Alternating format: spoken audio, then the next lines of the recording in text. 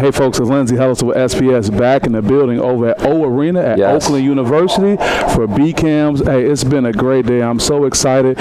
Start out this morning here with Kevin Richards right now. Kevin, what's your official title with BCAM right now? I am the clinic director. Of the co-clinic directors with Dennis Hopkins, but my main role is to, get people like you to come and help grow the game. Yeah, I got to work on that name because it needs to be clinic director with some stars and asterisks behind it and all this extra, because I know by listening to some of the interviews that you did prior to, there's a lot of work that goes into getting these people to come in here and touch down. And second, let me just say from a spectator standpoint, I mean, what a great morning starting out with Hall of Fame coach Tom Izzo, hour plus. Yes, I mean, he was dropping some knowledge. He was also probably cathartic. He probably needs to send you guys a bill because you need to send him a bill because it was like a therapy session for him. He got to kind of walk it all out. He got a lot off his chest. Yeah, he did. And you could hear a pin drop. Everybody was listening, and he had everybody's attention. Yeah. And, that's, says a lot about him. Like, I wanted to make sure, he's a leader for our state. Sure, absolutely. Know what I mean? And, a couple of years ago when, COVID and they kept backing things up, he went to the bat for the high school coaches. He wrote a letter, to the MHSAA, and really, and Jawan did too. But Tom Izzo is as good as it gets. He used his platform. He leveraged that on behalf. I heard him say that Judd Heco told him one of the most important groups you'll ever meet are the high school coaches. Yeah, and it seems like he's really living that. Yeah, and he said, I think he respects and understands what we do, and like I said, he's for a coach and for someone to represent the state like he does, and how he's been kind of. I was talking about this with my mom the other day. Is any situation, whether the state, at the university, he's been the voice of reason. He's been the one that everybody looks to. And that's a tremendous role, and he carries it well. He does, and he doesn't pull any punches in that role. No. To be so out front and, like you say, to be the leader, to be so accessible, whether it's the photos or talking and touching, there's a lot to be said about that. And the one thing I always appreciate with Tom is if we ask, he comes through. He know what I mean? He can make a million excuses of why he can't do something. No question, and he delivers every time. Yeah, that's great. I think people benefit from that. One of the questions I've been posing to people that I've been sitting down with all throughout the morning is what BCAM means to them. And they were talking about once they go from learning about it, it becomes such a fixture. How has that experience been in the promotion of BCAM, the history of BCAM, to go from COVID days and before to be here now? Well, like I said, I think one of the things with this clinic is, the camaraderie. I think that's what really draws people to the clinic.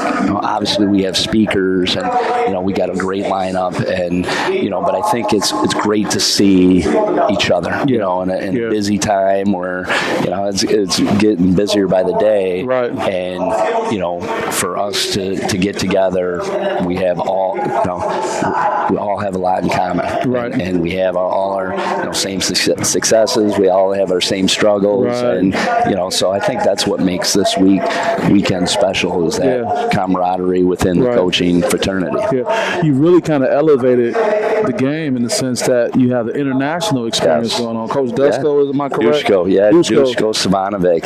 Man. So it's wild because met him by chance. A colleague of mine that coaches basketball with me is friends with him, and his brother-in-law is Alex. So we brought them over last year to run camps at the private school, Grosse Pointe Academy, where I teach at. And so last year, after I watched the clinic, I was blown away. Just some of the stuff that's just different. And I said, "What do you mean you say different? Let's talk about that a little bit." Well, I think one of the things that they talk about is they a lot of times they feel like the American game, a lot of it is based on athleticism. Yes, right. Where the Europeans may not have the athletes, but so they're talking about playing. Dusko used the term, the game is played from your eyebrow eyebrows up. Oh, okay. You know, and finding ways to compete when you don't have that athleticism. And really, I thought that's high school basketball. The majority of the they don't have that. You know, obviously there's some phenomenal teams and we got some phenomenal players, but the majority of us don't have. So how can we? You know, and it's fundamentals. Yeah. I ran into one of the assistants that we were all talking earlier, and he made a good point that they may be able to be athletic now for those who are, but when they get to the next level, everybody's athletic. So what's going to separate you? And also the impact of the European game now is that you may have coaches that come with that background, so it's important to get them involved. I mean, you got Toronto. They just hired a new coach. He's Serbian. You know, you had Ivan used to be. He was with Larry Brown. He was with Phoenix. You know, he was like one of the first Serbians to come over. Well, even a lot of these coaching hires over the past couple of years, even a lot of the finalists were these European coaches. So that's definitely going to bring that influence. You know, if you look at Nick Nurse. Nick Nurse had he got really going in Europe. You know, coaching in London, and he, you know, and just at small clubs, and he just, you know, that's how he kind of learned the game. Tell me, for the person who gets to see this interview and say, "Man, I missed BCAM this year," you know, in a nutshell, what are they missing by not being here? Like I said, number one, camaraderie, seeing the other coaches, and then, like I said, there's lots of notes being taken, but you know, I think if you can implement one nugget, one small thing into your practice, your team, your program this year, I think it's a successful clinic. I think a lot of times, you know, there's so much here, you can't do it all. Drink it through the fire hose type thing. And you know, at the end of the day, you got to be yourself. But if you can take something and you know, and like one of the great things, like, you know, we just had Hall of Famer Al DeMott, the winningest girls basketball coach. You know, watch one of his former players run a fantastic practice. How cool is that? That's awesome. You know, you're running around and you're wearing your clinic director hat, but you're also a coach as well, also a dad as well. Yes. Get a chance to catch up with Carla later. That's going to be great.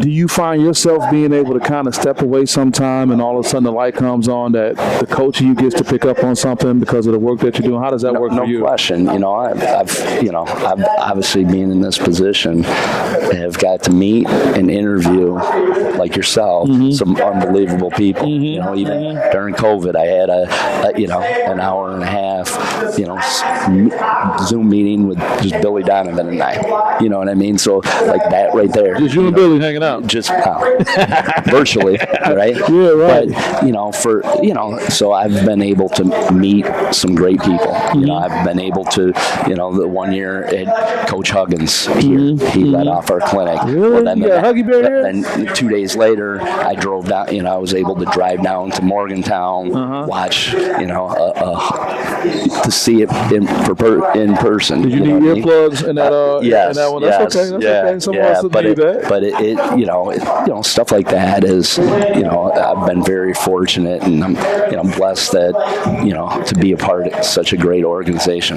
Here's what I have for you, and I know you're always a humble guy, and I see that by how you operate when we talk and just listen to you. Taking the experiences that you have, can you kind of give us a trajectory of where we're going? What are we going to be looking like? Where are things headed to if we have to lean into what the future of basketball is going to be in the state of Michigan? Well, you know, I think we have some unbelievable players in our state, you know, both on the boys' side and the girls' side. You know, I'm excited. There's a lot of talk of, you know, shot clock, you know, in the near future. That continues to be where we're going with it's that. It's a hot topic. That was a question that was posed to Tom, too. You know, were you surprised at Tom's answer? What's that? No, not at all. Okay. You know, but you know, also coaching AAU, I've seen, and you know, the 24-second shot clock. I've seen, you know, I don't. And then let me just add this too for our listeners. His answer was there needs to be a big donor who can come and just provide it, because it becomes an unfunded mandate. That is true. But I've also, if you go on Amazon, you can get shot clocks for under $200. Really? You know, so now how do they work? You know, and I don't think the change is going to be that drastic. You know, I don't know, but like my team's like we try to shoot it before we turn it over. Yeah, right. And you know, playing and helping with Carter's AAU team and coaching my own, when we had the experience with the shot clock, I didn't see a lot of shot clock violations. Yeah, I remember one of the times we were over at one of the events, one of the tournaments, and we were counting at North. Yeah, Farmington. exactly. Yeah, we were counting. We were like, we didn't really count that many violations. I think the change would be end of a quarter, at half, end of the game. Yeah. You know, obviously, like Coach talked about, maybe teams stomp. You know, then but I think it also gives us an opportunity as coaches to advance and have end a quarter situations. Right. You know what I mean? Right. And have a play. A quick, Yeah. Maybe you get 2 for 1s. Yeah, that's the equivalent of the football 2-minute drill. Like, yes. What do we need to do right here? So and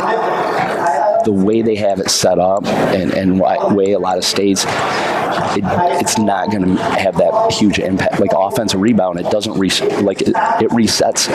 They're talking way they're talking. It would reset to the original time. No, man. So versus maybe be 11 well, seconds. Then what about that argument? And I wasn't trying to make this a shot clock debate kind of conversation. But what about that saying that you need a person who can also be paid almost as an additional official to be able to do that?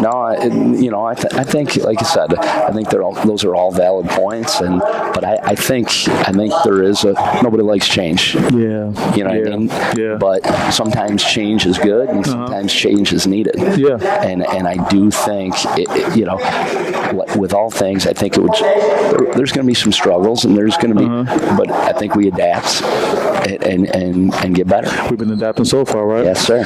I always pose this to the coaches. Talk about what the season will look like you and the young ladies over at Grosse Pointe. I'm excited. I feel like I have one of the most talented, players around, and Maddie Bernard. I call her Madeline because my daughter's name Madeline. I always call her. Yeah, and, she's awesome. She's coming back from ACL 2 surgery. years removed. So I think you're going to see a really big breakout year from her. And I only bring that up, putting my sports psychology hat on from a mental toughness standpoint, and talking to her about that process and going through and coming back strong. Yeah, no, she's put in a lot of time, and I'm really proud of her. And like I said, I think you're going to see, we put a lot on her shoulders last year, and probably too much. And unfortunately, I had to do the same thing with my daughter the year before with coming back from ACL. But she handled it well, and I think she's primed for a big year. So with her, and I have some kids coming back. I think we got 4 starters back, and we have really good incoming freshmen, a couple of incoming freshmen that are going to help us, and we're excited. Yeah, with the time we have, I want to lean into the fact that you're a girls coach,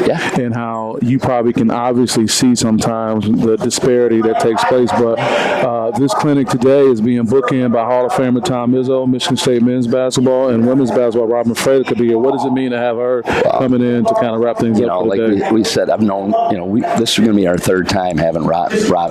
We had her at Ashland, when she was winning national championships there.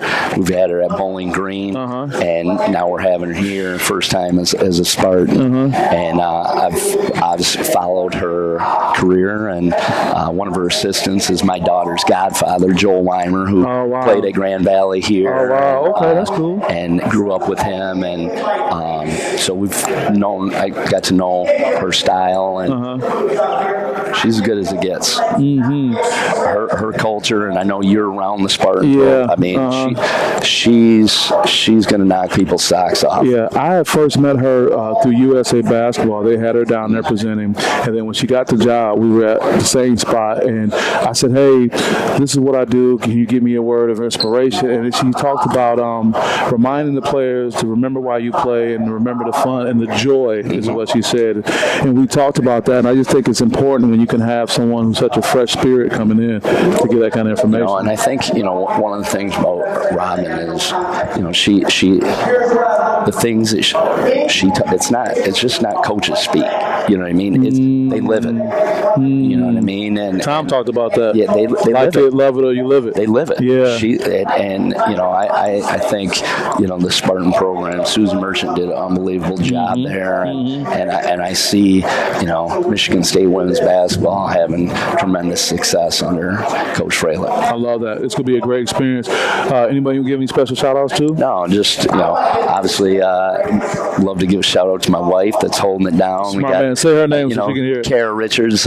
She's, with my other 4 kids at home, and Carter's here watching, and my guy Cooper has been my right-hand man from day one. And I think this is the first BCAM that he's missed probably in the past 9 years. Wow. Everybody's asking where Coop is, and I said, homecoming, he's got a date.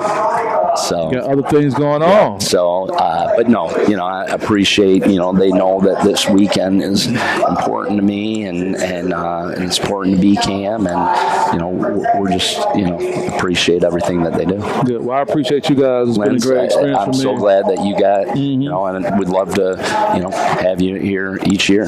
This is a great platform to get to talk to coaches, and it's once this weekend hits, it feels like basketball season. I know it's football season. There's a lot of good football. The Lions, everything's excited, but now it feels like basketball. Everybody's minds start, getting tunnel vision and getting locked into November. And then when you live it, this is a part of it. No question. That's it. I appreciate all you do. I appreciate you. This is Lindsey Huddleston over at BCAM. It's been a great experience. If you have not attended a BCAM function, you're missing out. Not just saying that. It's great for me. It's great for everybody else. And with that, we'll see you guys next time. Thanks, Les.